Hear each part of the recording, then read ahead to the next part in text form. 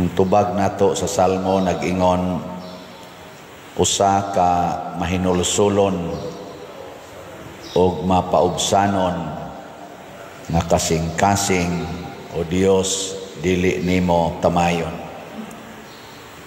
Lingi imong tupad, kumusta imong kasing-kasing? Tamayonon o dili? Sa nahitabo karon nga pagdakop ni former President Duterte pag naog yun sa airport gikan siya sa Hong Kong gahapon alas 9 buntag, unya gipalupad na siya ngadto sa Netherlands ba to, gisakay sa eroplano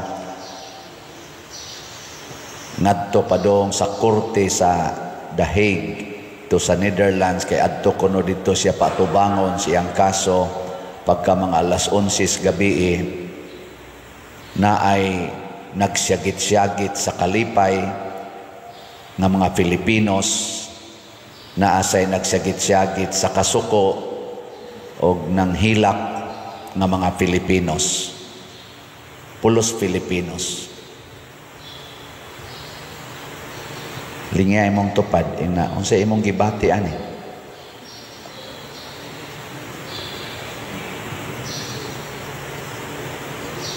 Former president nga sa iyang build Luzon, Visayas, Mindanao, daghan kay mga infrastructures, labi na gyud mga road concreting and widening, mga bridges na nahimo niya.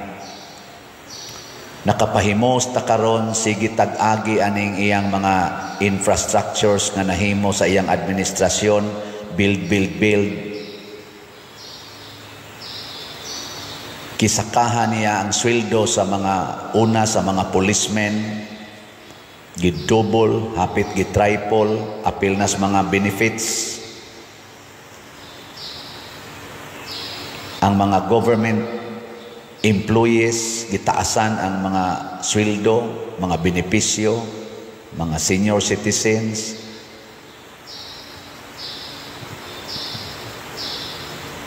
Mga eskwelahan, gipangtukod, mga bilangguan, daghan kaayong mga bag-ong mga bilangguan, Luzon, Visayas, Mindanao, kay bawaan na ang mga BGMP.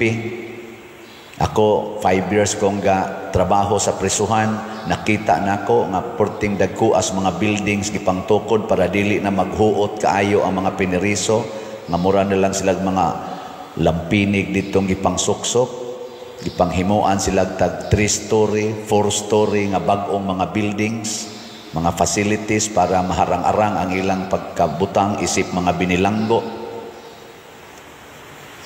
Karon nga natagaan siya og accusation dito sa ICC or Interpol, wa ko kasabot unsay kalainan na ng ICC og Interpol. Gidakop siya without actual physical warrant of arrest o gitransport siya ngadto sa Netherlands kuno aron adto moatubang siyang kaso nga wa gani bisan usa ka korte sa Pilipinas nga mi-order ni ana nga i-transport siya.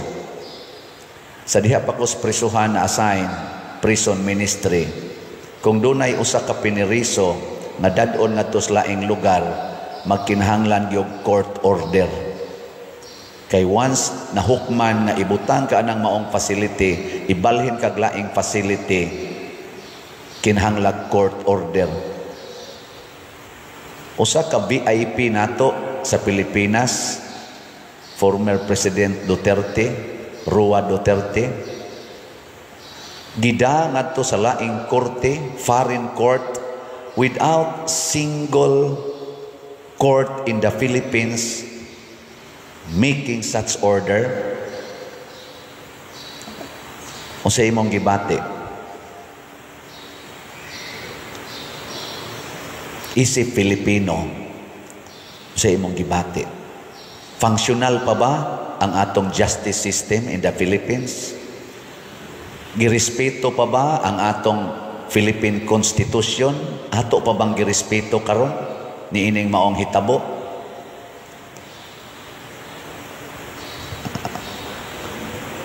Doon na ba'y presidentes Pilipinas nga nagbuhat ani ngadto sa mga VIPs nga dunay dagkong kaso sama kanhi sa kaso ni former President Irap Estrada, former President Gloria Macapagal Arroyo. Giingon ba ani sila pagtratar sa ilang mga kaso nga giatubang sa una? Muna diri sa atong unang pagbasa, ang hari sa Ninive bato o kasing-kasing. Iya sang gipatakdan ang iyang katawhan. Nahimo silang hardened sinners nga hasta ang Ginoo di na makadawat sa ilang mga sala. Pero ang Ginoo kay maluluyon man, mipadala gyapon siya og iyang mensahero. Gitagaan sila 40 days. Bisan gani si Jonas, si propeta Jonas, kaning gihisgotas first reading, wa na ni siya ganahi sa Ninive. Gusto niyang ipasunog na gid ang Ninive because of their evil works. Kay natakdan sila sa ilang hari nga mo'y nag-order nila pagbuhat og tanang butang nga supak yus matas Ginoo. Mao to si Jonas sa dihang primerong gisugo siya sa Ginoo, wa siya ni sakay sa barko nga padong sa Ninive. Ang iyang gisakyan nga barko padong sa laing lugar, pero gibagyog maayo sa Ginoo, gibagyog maayo. O niya sa dihang na hibaw-an nga si Jonas di ay maoy hinungdan nganong ni abotong bawod perting dagkua, niingon si Jonas, iiksa ko ninyo sa dagat aron mohunong ning bagyo.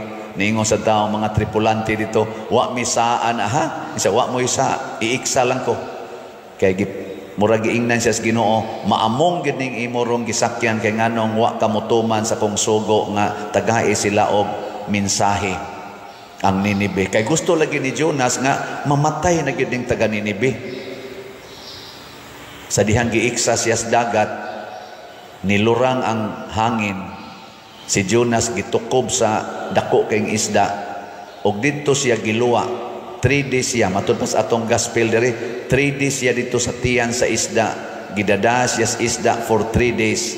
O niya, gidala siya ngadto sa baybayon sa Ninive og dito siya giluwa sa isda. Pag gawas na niya sa tiyan sa isda, paglingi-lingi niya, oy, Ninive naman. Ingong Ginoo, di ka mo sakay barko padong sa Ninive, pasakay tikag isda. Mao na ni ang atong unang pagbasa.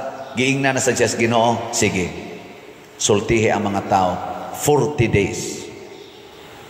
Ug di gid sila mag-usab, hutdo na nako sila patay. 40 days. Ang Ninive dako kayo nga syudad, nga matod pa diri sa unang pagmasa, kung imong baktason tadlas lang niya, kanamang imo lang lakahon ba nga mo cross kaniya 3 days. Kinahanglan 3 days. Imagine ninyo 3 days maglakaw ka, pila ka kilometro imong ma-travel. So dinhis Pilipinas, murag wa pa ko kakitag syudad nga kung imong tadlason 3 days ka una ka moabot sa Pika side. Wa no? Ang abot na ba? Bisan pati nga Metro Cebu, kay gikan din higlakaw ni padong dito Cebu City, bisan moabot pa ko nga tos Naga City, gikan din di ginakaabot 3 days. So purti kitang dakua kitingali, gikabugo nga to sa Santander. Mao na ang breath lang ba kanang iya lang bang cross. Nilakaw si Jonas og 1 day sa iyang pagsangyaw. Natandog ang mga tao, word of mouth, wala pa may cellphone sa una, karon ana may cellphone, no? Kuan raman to, group chat raman dayon ni nato karon, ana i-live day nato, kita day stibok mo bitang nakahibaw tag unsay nahitabo minute by minute sa pagdakop ni former President Duterte tungod anang mga live karon, nagkatag na, gabaha, galunop na naa sa atong social media. Di na lang ko mo detalye, kamo na lay tan-aw diha. Unsa may nahitabo? Change of heart. ang mga tao nga nakadungog naghinulsol, nagbasol og ilang gisi ang ilang mga sapot og nagsulob silag sako, wa na sila mukaon. Niabot ang maong notice ngadto sa hari sa Ninibe, sa presidente sa Ninibe, og ang maong notice nakatandog sad sa kasing-kasing sa hari. Iya sang gigisi ang iyang sapot, gihukas ang iyang harianong bisti og naglingkod sa siyag sako o abo, nagpuasa og ni order pagid siya tanang mga tao hangtod sa mga bata, apil ng ato mga hayop, way kaon, way inom, maghinulsol tang tanan, pamasin nga maluoy ang Ginoo nato. Mao na ang Ginoo kay maluluyon man, iyang gi-change ang iyang plano. Pero actually wa mo change ang Ginoo sa iyang plano. Di man sa ko ganahan mo ingon nga gi-change ang iyang plano. Ngano man gitagaan lagi niya 40 days. So within pagyapos planos Ginoo nga kung maghinulsol ta in 40 days naagyoy kaayuhan nga moabot. Og tungod ato wa sila dayon nagpatay. As Filipinos, kining nang hitabo karon sa atong nasod, nalipay kang Ginoo ani? Nalipay kang Ginoo? Kining mga Filipinos, atong mga kapwa Filipinos nga nagsigirog sayaw-sayaw, gasigig yes tungod kay nadakop na gyud, na priso na gyud si President Duterte. Nalipay kang Ginoo, kuyog ninyo. Kinisang na naghila karon og nangasuko, naluoy sa kang Ginoo ninyo. Ana ba? Kinsa maron ani ang dunay mahinulsulon og mapaubsanon nga mga kasing-kasing. Duha ka hitabo sa atong nasod nga makapa-attract nato. Impeachment sa atong Vice President dito sa Congress. Gibuhat nila within 9 hours. Na-impeach ang Vice President sa Congress within 9 hours. Di ba? Guinness Book of Record. Doon na ba'y Congress sa tibuok kalibutan ng mga nasod, nag-i-impeach nila ang impeachable officer in 9 hours? Na? Humot lang. Nya, karong bag-o, gahapon, gidakop na way warrant of arrest, extradition by tawag ana kanang labay ngadto sa korte sa gawas as if taga didto siya na kinahanglan yung adto hiringon og kanang maong desisyon na finalize from gidakop man si President Duterte og 9 o'clock in the morning, pagka 11 in the evening lupad ng eroplano padong adto sa gawas. Sa ato pa final na ang desisyon, extradition ba na itawag ana sa among mga pari, exclaustration man na siya, kanang ipagawa adto kaslain ng congregation. Pila man ka oras? 9 o'clock in the morning, 11 o'clock in the evening. Pila na ka oras? 14. In 14 mo ba? In 14 hours na final ang maong desisyon. Naway bisan usa nga korte sa Pilipinas nga mi-endorse nga maunay desisyon dinis Pilipinas sa Philippine Court nga kining particular criminal anha ni hiringon sa inyo. Naa man gid naunta kay i-endorse man na siya. Gikan gani sa kaning branches, diha man ko bangko sa una, trabaho. Ang usa ka branch dunay ipadang kaso ngadto sa laing branch or transaction ngadto sa laing branch na ang gani ginay endorsement nga signed by authorized officer gikan aning branch ug moabot na ngadto sa laing branch di na dawaton kay hain man ang endorsement. Bisan kaming mga taga dinhi simbahan, ako gani karon moadto man kog Amerika kun madayon pa ni karong June 2 hangtod July 2 niya kay magmisa man ko didto na may mga schedule unsa may gipangayo pagpananghid nila didto sa ilang mga parokya.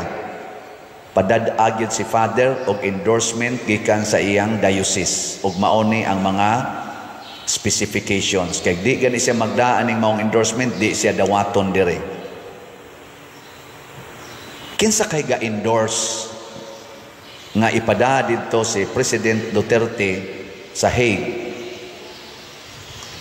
na korte nga wa may korte dinhi, labi na gid ang Supreme Court kay supposed to be Supreme Court gina nato ang mo endorse kay nation to nation guna siya, sovereign nation against sovereign nation, independent nation against another independent nation, independent court against independent court. Kinsa man ang nag-endorse sa ato pag-i-overridean ang atong mga korte din sa Pilipinas? Kinsa may nag-override ang higher authority tingali kaysa atong mga korte? Doon na pa ba'y higher court kaysa Supreme Court? Naglihok pa ba ang atong human rights system and principles? Naghigda in taos President Duterte dito sa iyang Rome nga tago ang sana Rome arrest siya dito sa Villamor Air Base, nag-oxygen, natog, naghigda ra sa couch, niya gibutang ang oxygen kay ni-atake iyang sugar. Nag-insulin naman din na siya. Wa gid siya ipadag ospital. Di siya gusto mo sakay sa eroplano kay ang nindot ang hangyo sa mga pamilya, dadon usa siya sa ospital. Wa gyud. Gialsa gid siya kay ibutang gyud sa eroplano. Naglihok pa bang atong human right? Naglihok pa bang atong due process? Kanay mga pangutana ni nato ba nga usahay kita mga Filipinos kung nahitabo ni sa usa ka former president, unsa na kaning nagwali, unsa na kanang imong tupad? Doon na pa kay balaod nga mo protektar ana kanang imong tupad. Unsa nakaha ang ato mga tao nga naa diha sa atong palibot katong atong gipang himuag balay. Doon na pa kay mo respeto sa ilang human right nga gani ang VIP sa atong nasod ng mga tao makakita manghilak pag adto ni President Duterte sa Hong Kong, gikan to siya sa Hong Kong rally. Pag adto gani pagbarog niya dito nang hilak ang mga OFW nga mitambong sa maong rally tungod sa gugma nila aning maong tao. Pero bisan gani pagpa-ospital lang, bisan gani 24 hours lang ihatag. Og dunay gipagawas kuno nga TRO unta ang Supreme Court, wa nakaabot kay pagkuha dito nila sa mga lawyer ni President Duterte, wa pa sila kakuha gani sa TRO, pero gitawagan na sila nga nanay TRO ipakuha na lang kay di lagi pwedeng mag cellphone lang. Kinahanglan ipakita gyud di mo tuo ang mga pulis kung wa gyud actual nga TRO gikan sa Supreme Court, pero nituo ang mga pulis sa text lang gikan sa ICC. Ang korte nga taga-ato mutawag nga di anay TRO, pick-upono na lang, dili tuhuan sa mga pulis. Pero ang text message nga gikan sa foreign courts tuhuan sa mga pulis. Unya ang giimposan na maong text mao ang atong VIP, usas atong mga VIPs din his Pilipinas. Do na pa bay mandate o force ang giingon, we are here to serve and protect the Filipino people. Mao man ay basic commitment sa atong kapulisan o sa atong AFP, to serve and to protect the Filipino people. by protecting our Philippine Constitution, saligang batas. We need change of heart. Mauna, isip inyong parish priest o isip representative sa atong Catholic Church, akong iwali ni, di ta maghuwat og 40 days, di sa ta maghuwat og 40 years. Let us have change of our hearts. Ato na ning usbon atong kasing-kasing, hunongon na ni nato mga yawanong batasan, kasina, kaning ni ang gugmas kwarta, kani usara man gyud bottom line ani, kwarta o gahom. Gailog ta sa kwarta o gahom, which is the root of all evils. Kwarta o gahom. Hilingay mong tupad, ing na may pag-ipalit na lang ni natong tanan atong kwarta og slots. Ingna. Sige tagtigom ani, musangko tas kagubot. Sige tagtigom ani, sangko tas kagubot. May pag-ato na lang ning ipalit og slots. Nya ipangtukod tanig balay, ipanghatag tanig mga pagkaon. Di ba? Pero ako isip usa ka tao o usa ka leader, musaludo jud ko ni former President Rodrigo Duterte. Una, pag-ingon gyud sa iyang anak, wa lagi warrant. Katong ana-ana na sila dito, naaman nakuha man sa kanang video sa live, wa lagi warrant, asang warrant. Ingon sa President Duterte ni Hong sa, ay ayaw lang, naalagi, naay warrant, relax lang, naay warrant. Nya katawa-katawa ra siya. Iya jung giparelax ang iyang family. Ana, pag-istorya sa niya dito nga padung sa isa kay eroplano ing siya, ako ning kuan ninyo ha, kay basig wala na koy chance nga mo lecture ninyo ani.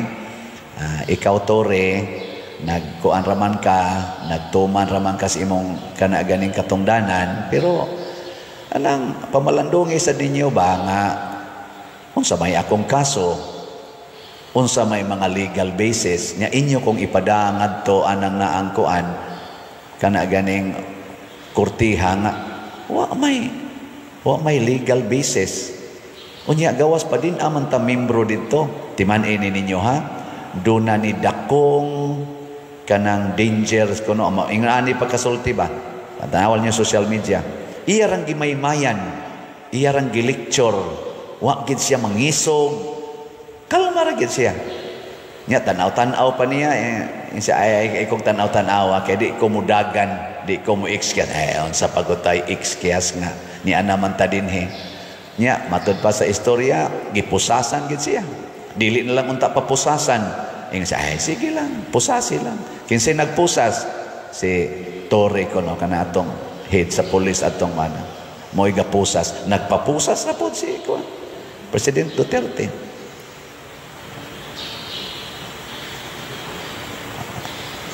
Di ba? Dalaygon nga buhat. Wa gani siya mo ingon sa mga tao, magkuanta, mag people power ta. Ang iya ra gyud, kalma. Agion ta ni, atubangon ko ni. Og iya na nang gibalik-balik pagsulti, ako'y siluti ninyo. Similar to this. Ako'y siluti ninyo. Kanang tanang gibuhat sa mga pulis, ayaw na sila pailig kaso. Ako mo ipailig kaso kay og nagtuman sila sa akong sugo, ako mo inyong silutan.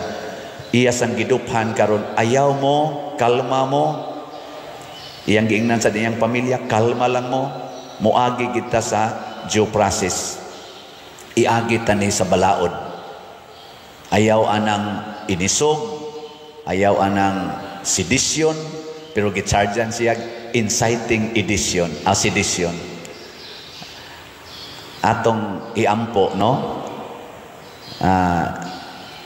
gibalikas man sad mi anang President Duterte kami mga pare, hasta ganing Santo Papa nato iya man gibalikas, hasta pag atong Ginoo iyang gibalikas, pero basig na siya change of heart. Atong iampo ang kahimtang ni President Duterte sa iyarong kahimtang dito, 80 years old, masakiton, galisod og lakaw. Niya giingon anak pagtratar atong VIP sa Pilipinas. atong iampo. Labaw sa tanan magampo ta nga duna untay change of heart sama sa hari sa Ninibe ang ato mga leaders karon sa Pilipinas, nga makakita sila sawa nila makita unta nila ang Diyos nung side sa atong kahimtang nga Pilipinhon, ang nag-ilaid sa kalisod karon, ang kagutom, ang unemployment, ang mga injustices nga gihimo sa mga criminals, kaning mga addict, kining mga insurgents nga gipanghimo na sa nila karon, kining mga tulis ug uban pa. Makita unta ni ang mga masakito nato nga wa na mga tambal, kay wa na gani budget ang atong PhilHealth, wa maapil sa budget sa appropriation nining atong 2025 budget. Makita unta nila kining maong side, ang mga taong naghilak sa kalisod nga wa magkinahanglan nining klasiha sa mga decisions nga gihimo nila karon. Change of heart. Nindog ta.